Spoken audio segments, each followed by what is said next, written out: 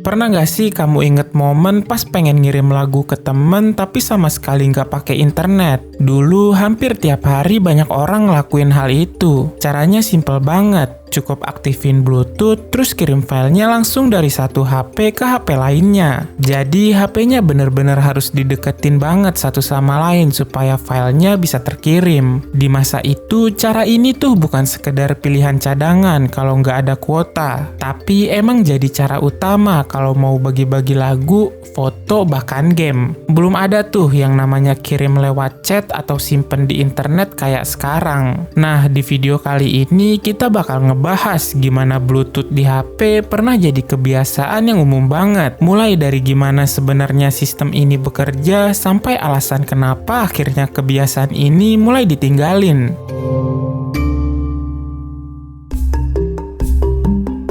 Kalau kita balik lagi ke awal tahun 2000-an, internet di HP itu nggak kayak sekarang yang tinggal klik langsung nyambung. Dulu fitur internet di ponsel itu masih jarang banget ada yang pakai. Tapi kenapa ya hal itu bisa terjadi? Karena harga kuota atau akses datanya saat itu mahal banget buat kebanyakan orang. Makanya dulu tuh orang pakai pulsa cuma buat hal yang paling penting aja, kayak telepon atau sekedar kirim SMS. Buat ngeklik tombol di internet di HP zaman dulu itu rasanya kayak takut banget karena pulsa bisa langsung habis dalam sekejap. Jadi ngakses internet itu anggapannya cuma buat kebutuhan tambahan aja, bukan hal utama kayak sekarang. Nah, karena kondisinya kayak gitu, bagi-bagi file lewat internet ya jelas belum jadi pilihan yang masuk akal. Orang-orang butuh cara lain buat saling tukeran lagu, foto, atau game tanpa harus pusing mikirin biaya tambahan. Dari sinilah akhirnya muncul kebutuhan buat nyari cara transfer data yang gampang, praktis, dan yang paling penting gratis. Nah, di tengah kondisi itu muncul deh Bluetooth sebagai fitur bawaan di banyak HP.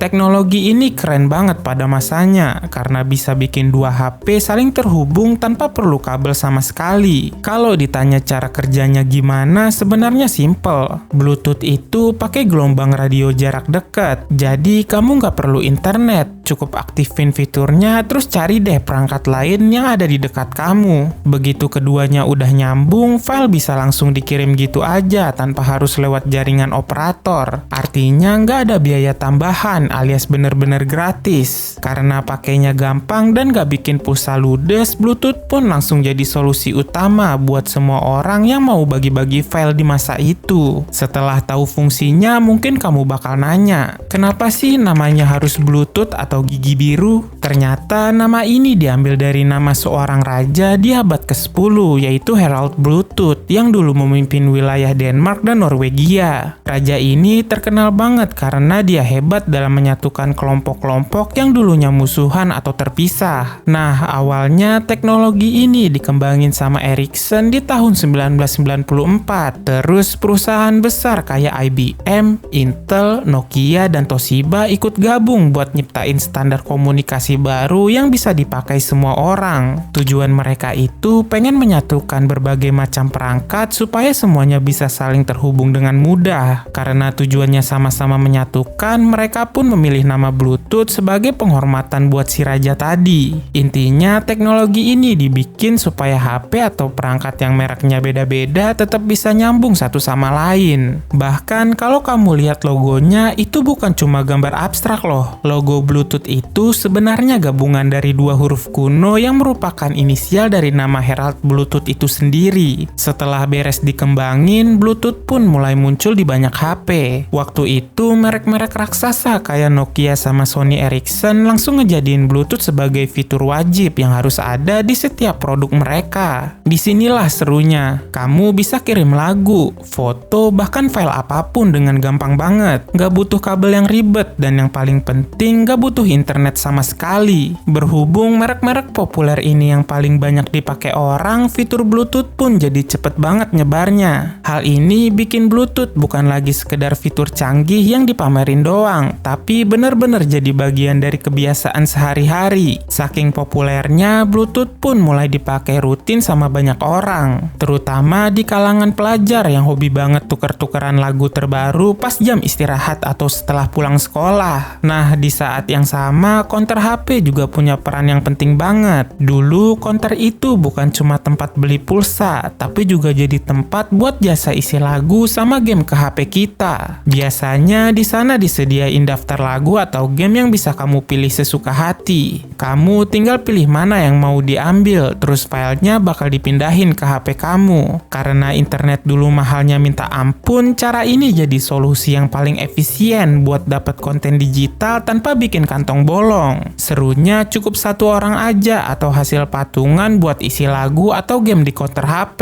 Begitu udah dapet lagu atau gamenya, filenya tinggal dibagiin deh ke teman-teman yang lain lewat Bluetooth. Proses kayak gini akhirnya bikin sistem bagi-bagi file jadi sederhana banget. Cukup dari satu sumber aja, satu kelas atau satu tongkrongan udah bisa dapet lagu atau game secara gratis dan gak pakai ribet. Nah, kalau filenya udah siap, tinggal kita kirim deh lewat Bluetooth. Caranya gampang banget. Masing-masing orang tinggal nyalain fitur Bluetooth di HP-nya. Abis itu, kita tinggal cari nama perangkat teman kita yang ada di dekat situ. Kalau udah ketemu, tinggal pilih mana file yang mau dikirim, terus pencet kirim. Di HP yang nerima, biasanya bakal muncul notifikasi buat setuju atau enggak. Begitu dipencet OK, proses transfernya pun jalan. Syaratnya cuma satu, kedua HP ini posisinya harus deketan biar koneksinya stabil dan gak putus di tengah jalan. Karena langkah-langkahnya sesimpel itu, makanya dulu hampir semua orang bisa pakai Bluetooth tanpa perlu diajarin ribet-ribet. Saking gampangnya, Bluetooth ini jadi populer banget di sekolah. Banyak siswa hobi banget saling kirim lagu MP3 atau bagi-bagi game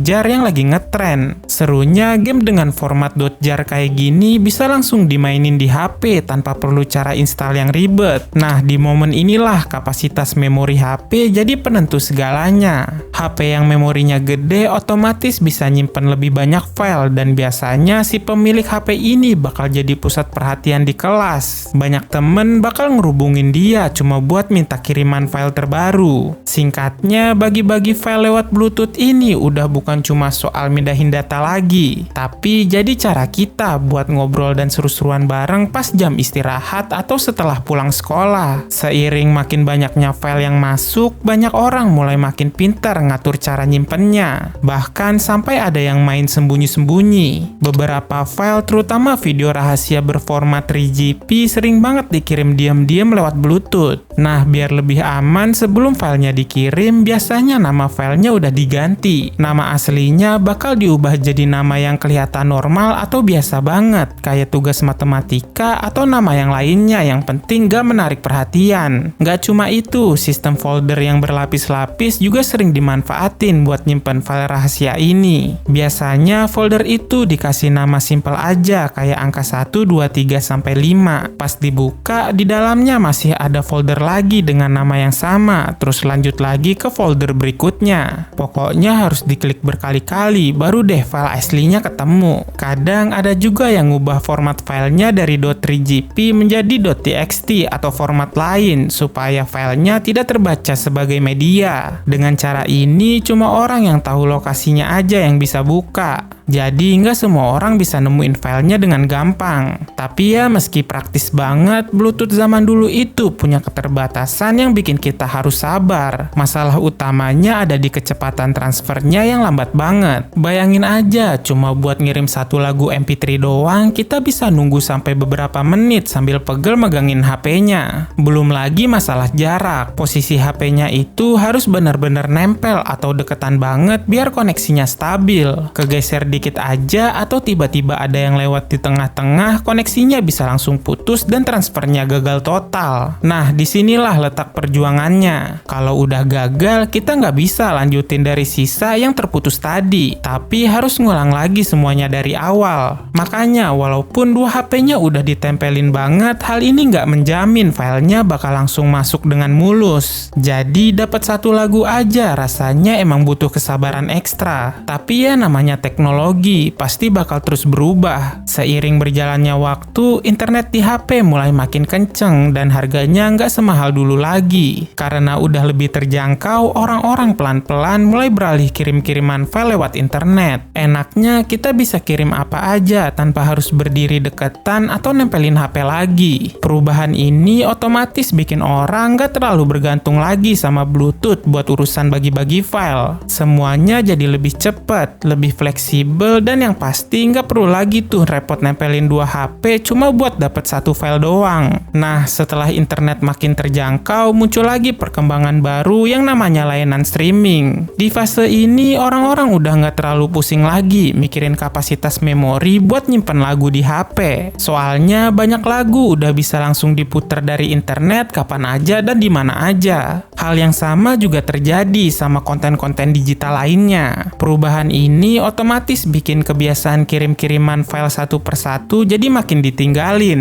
Cara kita menikmati musik atau video sekarang jadi jauh lebih praktis karena kita tinggal buka aplikasi aja dan semuanya udah tersedia tanpa perlu repot minta kiriman lagi dari temen. Nggak berhenti di situ, muncul lagi teknologi baru yang lebih modern kayak AirDrop atau QuickShare. Sebenarnya fitur-fitur ini masih pakai Bluetooth buat nyari perangkat di sekitar, tapi bedanya pas proses kirim filenya, mereka pakai bantuan WiFi direct yang jauh lebih ngebut. Hasilnya, kita bisa kirim file ukuran besar dalam waktu yang singkat banget tanpa perlu nempelin HP lagi. Tapi ya tetap aja, kadang ada masalah teknis kayak perangkat yang gak kedeteksi atau gagal connect. Jadi, walaupun teknologinya udah canggih, hal ini gak menjamin pengiriman filenya bakal selalu berhasil dalam sekali coba. Semuanya tetap tergantung sama kecocokan antar perangkatnya juga. Sampai hari ini, Bluetooth sebenarnya masih ada di hampir semua perangkat kita. Tapi ya itu tadi, fungsinya udah berubah total. Sekarang Bluetooth lebih sering kita pakai buat nyambungin HP ke perangkat lain kayak headset tanpa kabel, speaker, atau smartwatch. Buat urusan kirim-kiriman file emang masih bisa, tapi udah bukan jadi cara utama lagi kayak dulu. Perubahan ini jadi bukti kalau teknologi itu bakal tetap ada dan terus dipakai, tapi perannya aja yang makin beda. Sekarang kalau kita buka pengaturan Bluetooth, tujuannya udah bukan buat minta lagu lagi, tapi lebih buat dengerin musik pakai TWS atau nyambungin perangkat pintar lainnya. Intinya, Bluetooth itu pernah jadi penyelamat kita buat bagi-bagi file di zaman pas internet masih mahal dan susah. Berkat teknologi ini, kita semua bisa ngerasain serunya tuker-tukeran lagu favorit, foto, sampai game-game seru dengan cara yang simple. Walaupun sekarang cara berbagi file udah jauh lebih cepat dan praktis, kenangan pas kita harus nungguin transferan sambil deg-degan itu nggak bakal tergantikan. Bagaimanapun juga, perjuangan pakai Bluetooth di masa lalu tetap jadi bagian penting yang bikin pengalaman pakai HP jadi lebih berwarna. Jadi, momen Bluetooth apa nih yang paling kamu inget sampai sekarang?